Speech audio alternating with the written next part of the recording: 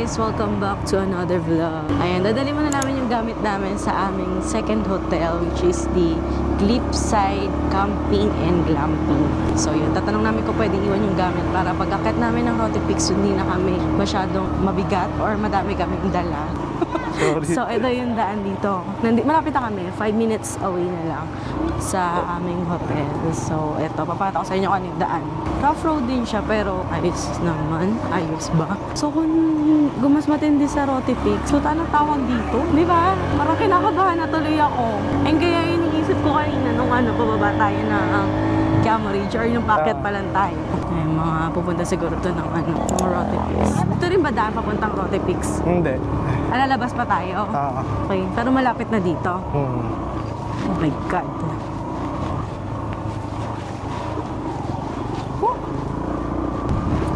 Oh my God. Ito yung daan na hindi ka antokin eh. Bawal ka matulog. Pag natulog ka, bagsak ka talaga. Tsaka hindi ka makakatulog kasi aalog-alog ka. Ayan na naman yung medyo madulas na daan. Oh my God, ayun. Boom, panis. Boom, putik. Talagang inano niya, sinagad niya ang pagkaputik. Ayun ang Cliffside Glamping Kineme. Hindi ko na nakita sa video kasi natatakot akong iliko. Pero malapit na tayo. Ayun namin nakalagay na dito. Cliffside Glamping. This way, 1 kilometer. 1 kilometer na naman. Oh my God! Ay, paakyat ang first son. Laka na kay aso. Ay, ito naman, bumiga doon. Kasi pagigaan niya, parang kala mo, ni-wrestling. Baka yan, ha? Kunyari, paparescue ka, tapos bigla mo kami hahabulin. Ayan na, malapit na. May mapa. 750. Ay, grabe, 250 lang yun. Wow! Ang ganda! So beautiful here. Parang dito yung Lover's Lane. Pero hindi dito yun. Hindi, yung anong tawag doon? Yung nagmamotor. ATV? Oo, baka dito yun. Hindi dito yun. Iba yun. Ayun, ganyan yung daan nun eh. Oo nga, pero hindi dito. Baka meron din dito, ATV. Ayun o, tingnan ang ganda ng daan. Parang pang ATV kasi siya. Wala na yung mapa natin. Sinundan ko na lang ito eh. Yung wala nila. Ay, may mapa naman eh. Ay, may nagtuturo naman kung saang way. Parang saya dito mag-ATV. Oh my God.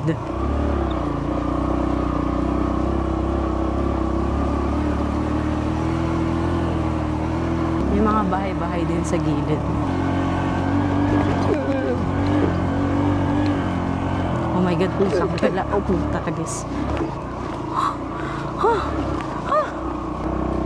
Yun na lang. Think malapit na tayo. Kaya siguro hindi na ito inaabot ng Google Map kasi wala nang nagtatangkang pumunta. Kaya palang sabi nila, huwag daw magpagabi sa daan. Ayun na, may TV. Oh, sabi sa'yo may ATV. Dito naman tayo? Ito na yan. Dito na po yung sa Cliffside. Dito. Pwede kami pumasok ang motor? Kaya nire-rent yan? Nire-rent yan? Hindi. So, yun lang. Yan. Ay, ang ganda naman. Hala. Ayan, after magpalinis ng motor. Butik ulit. Ako din, Oh, diba? Naitsurang yan. Grabe, itsura ko. Sakit ang tenga ko, may pressure. Ganda dito. Tapakita ko sa inyo. Vibes dito. May gym din sila. Hindi lang ako sure kung libre yan. Libre. Libre ba? Pag nag-check-in ka dito, tapos may sila. Court. Alam ko may pool din dito.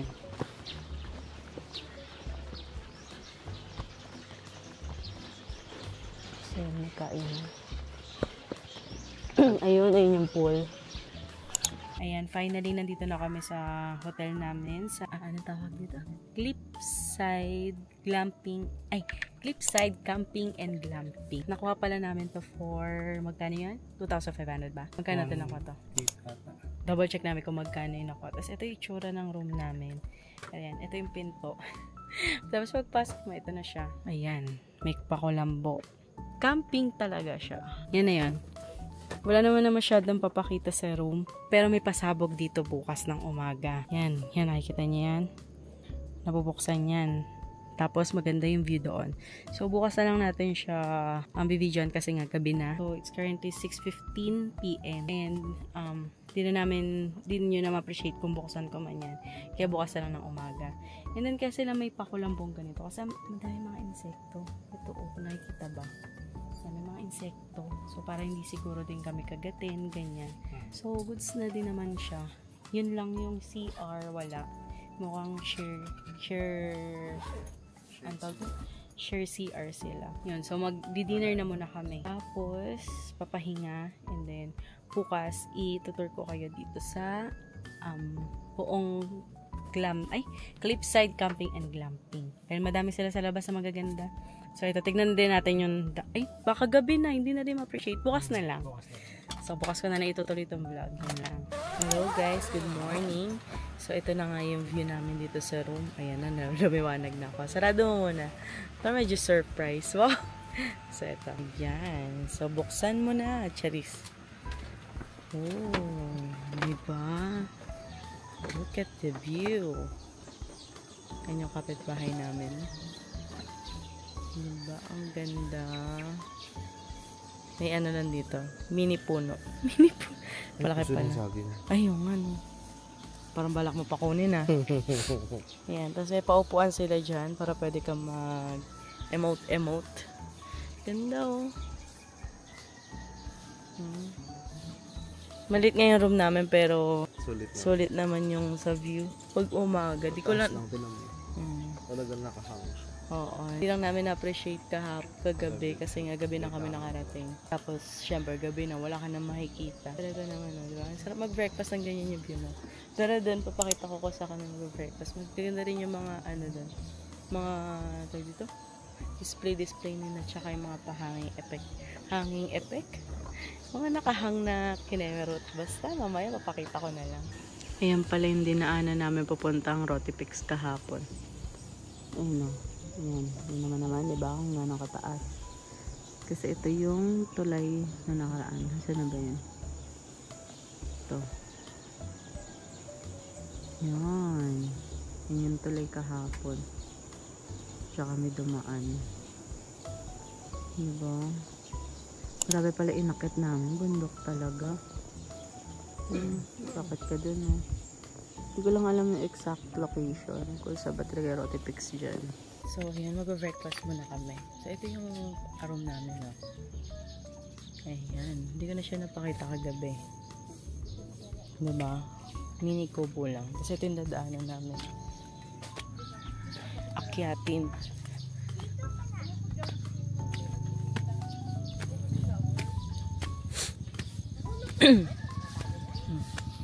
So, ito naman ang view sa taas. Uy, picture siya. Ito yung sinasabi ko kanina. Yan, pwede tayo mag-picture dyan mamaya. Diba? Tapos parang mini garden siya. Oo.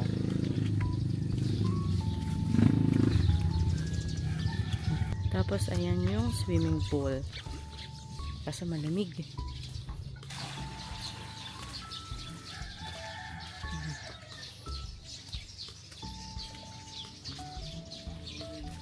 Then dito kami makakain.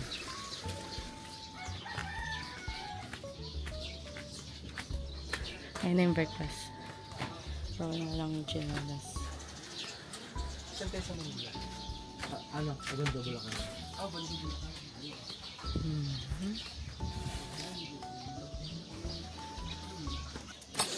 Tangkit. Wala suka. May pantay ito at katawan ko.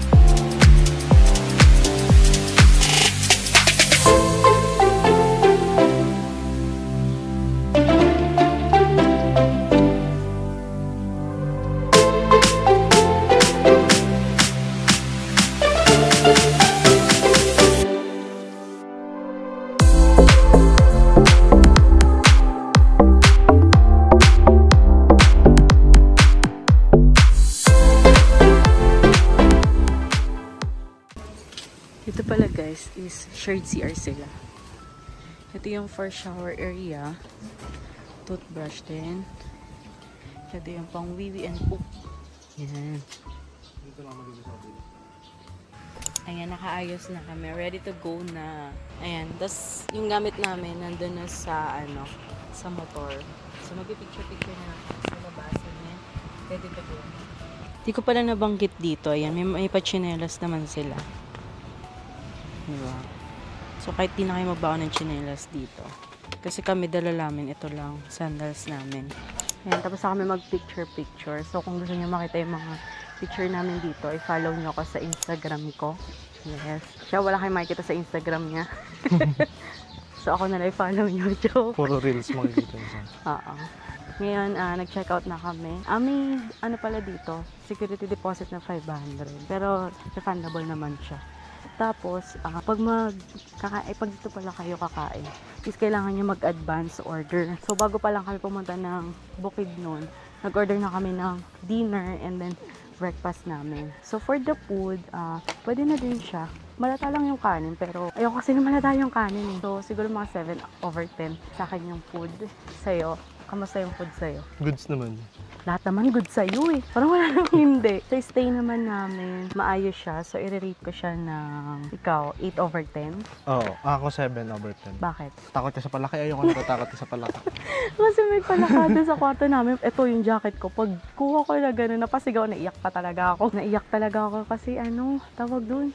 May palakado sa jacket ko. Grabe yung takot ako. Tapos, plus yung, wala kasi siyang private CR kasi nga, diba, camping nga. So, given naman siya. So, may, shared CR or common CR. Kasi di namin alam. Meron palang CR doon, malapit sa room namin. Ang layo pa naman nilalakad namin para lang to kami mag-CR. Meron palang ihian doon. Tapos, yung mga staff naman nila, mababait. Parang halos lahat naman ng tao dito is mababait and very accommodating. So, kung babalikan to, yes na yes. Yung view, yan, ang ganda. Parang lahat na lang talaga ng hotel dito maganda. Then, for the price, okay na din siya kasi hindi naman sobrang akyate katulad nun sa Quiamo Ridge. Pero sa Quiamo Ridge, mas mura no? 1.8. 1.8 dito is 2.5. 2.5, good for 2 na yun.